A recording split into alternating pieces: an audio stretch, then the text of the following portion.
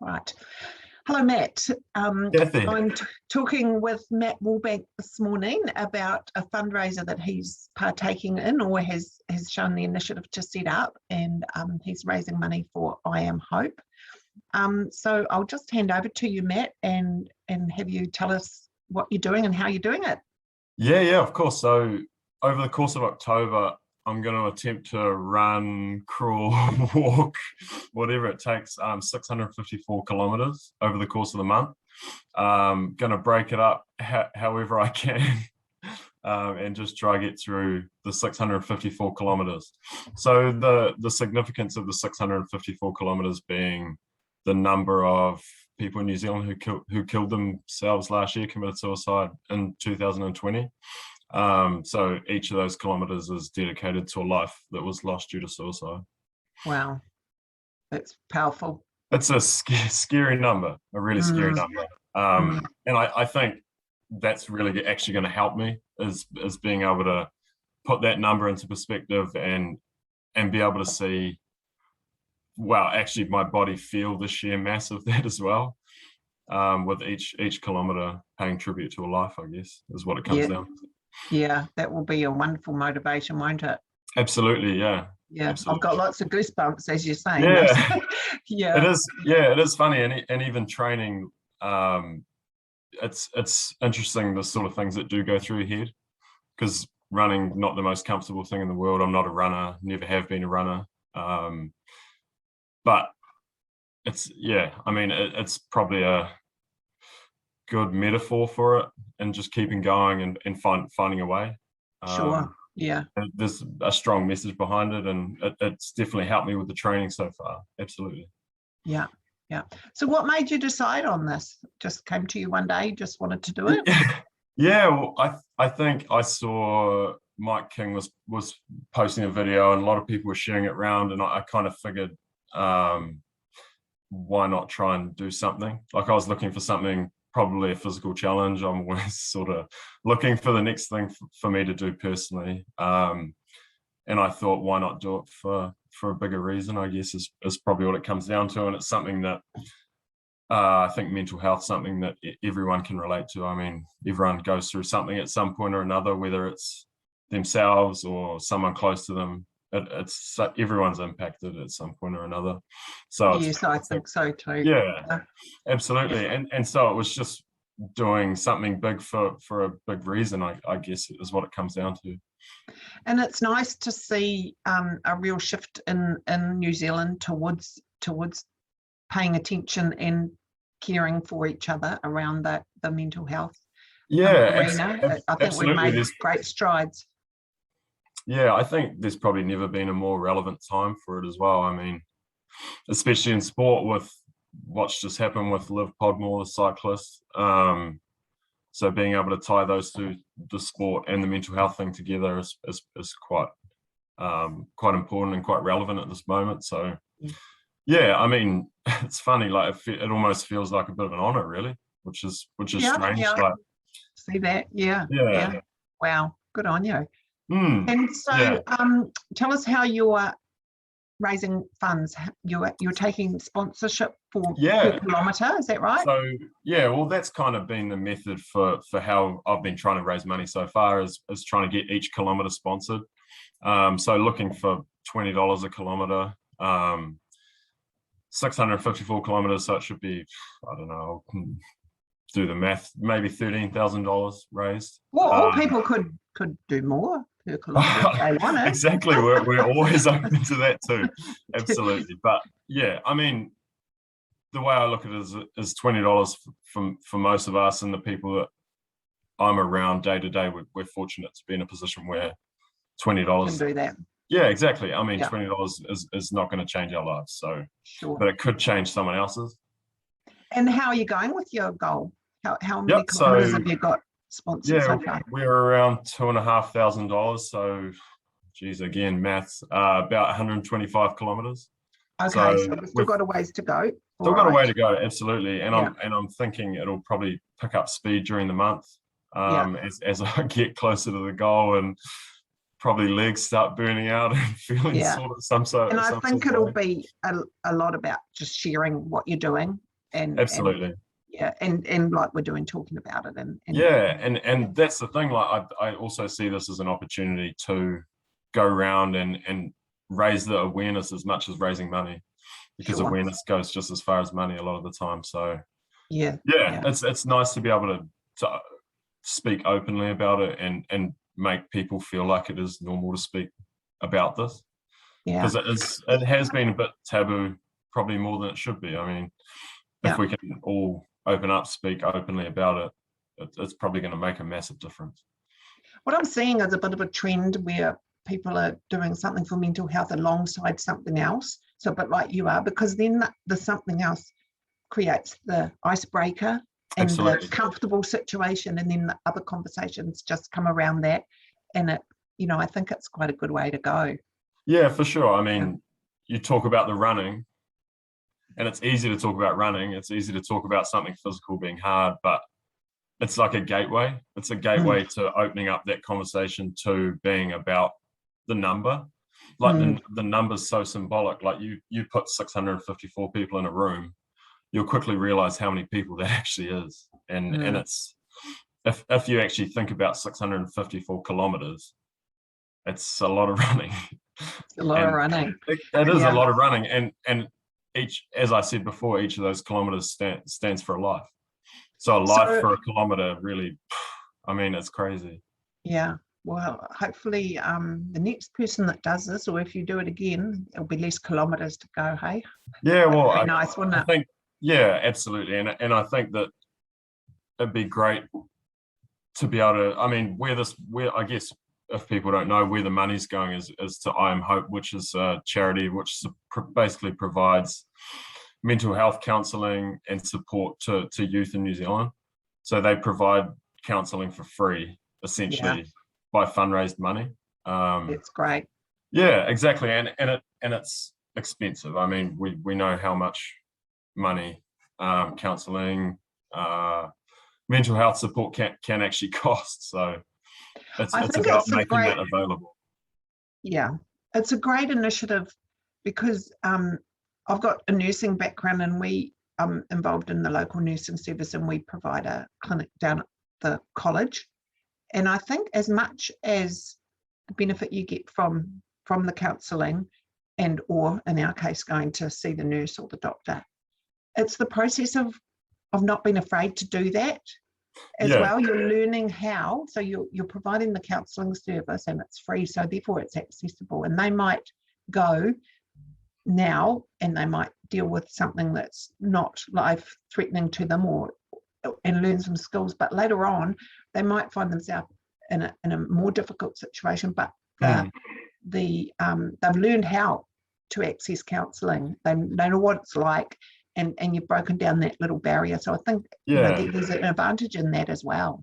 And I think once you break down that stigma of mental health being weak, like having mental health issues being weak, and people openly discussing it, and particularly males. I mean, there's still a huge stigma around, especially Kiwi males, around being tough, being hard, being not speaking openly, and I think that is decreasing. Like I think even in my own friend group, like we do have discussions around that, which maybe we wouldn't have had a couple of years ago.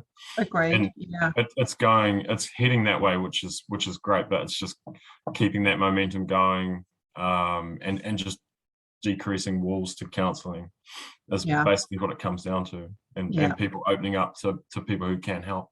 Yeah, I'm really interested in the whole brain as an organ too. Like I'm quite into holistic health, and there's a lot of reasons why the brain and the mind behave like they do, and they're not all within our control. And so there's a lot you can do, and a lot of times you can say, well, you were feeling like this, but it's actually not your fault because you've got this going on, or and so it's finding out how to cope when it's not great. Is what it comes down to. What are your coping mechanisms, and what does that look like? Exactly, and then that becomes a practice. Yeah, for sure. Right. Well, I really admire what you're doing. So tell us how your training is going.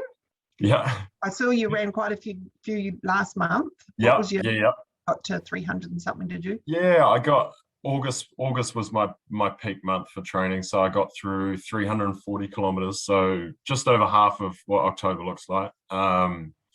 So a couple of 100-kilometer weeks in there, which absolutely was not overly comfortable, but you kind of just get in a rhythm and everything sort of just clicks into gear, and you get moving every morning. So quite a time commitment too, isn't it? Oh, absolutely. Yeah, for sure. And I think it's been, I've probably run a little bit faster than I was anticipating that I would, Okay. Which has been quite nice. Definitely cuts out some of that time commitment if you're running a little bit faster. So you're doing sort of 10K at a time, or, what do your normal days run look like? It's sort of tapering off now. So 2 weeks till the start of October. So it's really cooled off a little bit now, but during those peak weeks, it was basically 15 kilometers a day. And those 100K weeks, basically 15 kilometers a day. So, sure. Okay. Yeah, just finish up work and get out there. Get running. Yeah, basically just get it just over an hour under the belt, and it's been quite nice actually, to be honest, especially with the lockdown. Like, nice to be able to get outside, and the weather's been okay. So I think that's been a little bit of a game changer for me as well. So cool. Yeah. And where are you running? Do you run along that river or? Yeah, I've been all over the place. It's quite funny. Like, people see me running all the time now, and I get beeps and never know who's driving past. But so basically just anywhere around the city. During lockdown, I was running, particularly around Tamahede, around that way, just because I was based out there, and then around home, sort of run the rivers a bit, run the lake when I'm at work, and kind of get all over the place. Well, and you will have been benefiting from the less traffic out there during the absolutely.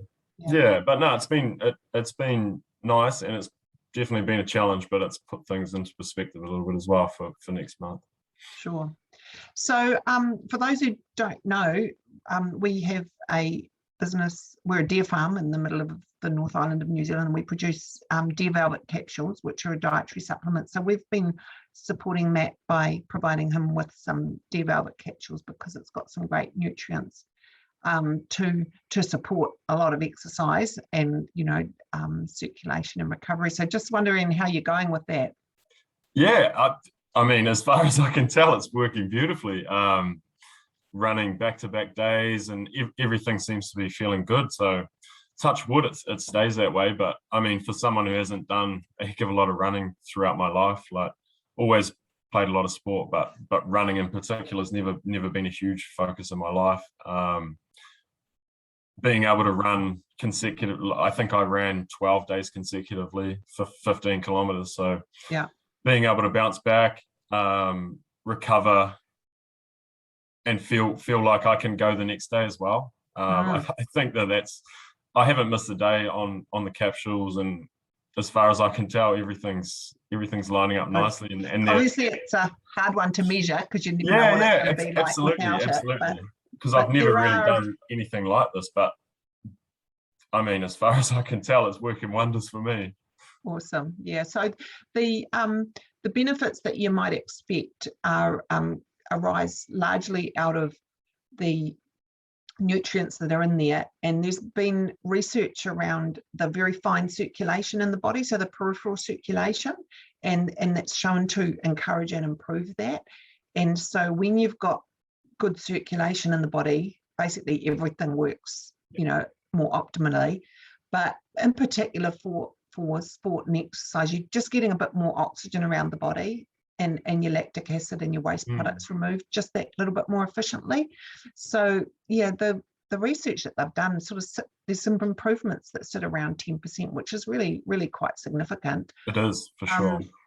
So I'm really keen to get more research done around that. The industry have done research but unless you're a big drug company with a big wallet, it's quite hard to get research done. Absolutely. But I think lots of anecdotal reports back that it's great in that way. One pharmacist was taking it once. He said the two things he'd noticed: he had warm feet for the first winter in years, and he could get up more hills on his bike. So that was, showing benefits in circulation in the two ways. Absolutely. And then you're pounding your body a lot with, so there's, because the deer velvet is actually the antler of the deer in the early stage of growth, the nutrients for bones, tendons, cartilage, all the joint fluids, there's lots of glucosamine and chondroit, and people might be familiar with those for joint nutrients. And there's collagen. A lot of people are taking collagen at the moment. There's, I think, 15 or more different types of collagen naturally in deer velvet. So lots of nutrients just to support your joints, which are getting a complete hammering at the Yes, moment. they are. Yeah. I can definitely vouch for that. Yeah. So we're really happy to be supplying you with plenty of deer velvet to get you right through, and and for a little while after too, I think you might need it. Fantastic. It's so greatly appreciated, and as I say, like, body's feeling good, and I can definitely attribute a good chunk of that to your product, which is fantastic. Well, long may that last, eh? Yeah, 100%. So, could you please tell us, or we'll look to do a bit of a promotion in October, whereby we share what you're doing. I'll start sharing it now, but we'll try and promote what you're doing, but we'll also we'll come forwards with some funds in October towards the fundraiser. But if you could just tell people how to go about supporting you and following you and sponsoring a kilometre. Yeah, of course. So there's a link at the moment in my Instagram bio, and we're running all our donations through Give a Little, which goes directly to the I Am Hope Foundation. So that everything's going straight through there. But we between us, we can share that link out again. Sure. And then do people just put given that it's I Am Hope is the so it runs through. Do they put your name or something in? It runs through my own page. So there's Give a Little's running my own page, and then the funds just get transferred through to I Am Hope. Yeah. Okay. Oh, well, we'll be keen to try and encourage people to get behind you. Absolutely. And we'll you just keep in touch and let us know. Yeah, for sure. What you're doing and how you're going. And, we will. Right behind you. The countdown's well and truly on. Yeah. Okay. Well, when you're during October, will you just be posting on your Instagram how it's going, or? Yep, I think that's the plan, and I think we've got another couple of companies on board who will be keeping everyone up to date with what's going on and how things are tracking. So I suppose just we'll keep you guys posted and keep an eye out for how much I'm struggling along the way. Or not. No. All right. Well, lovely talking to you. And we totally wish you all the best, and we'll be most interested to see how October goes. Thank you so much, Kathy. It's been an absolute awesome. Okay. Thank you. Cheers. Bye-bye. Bye.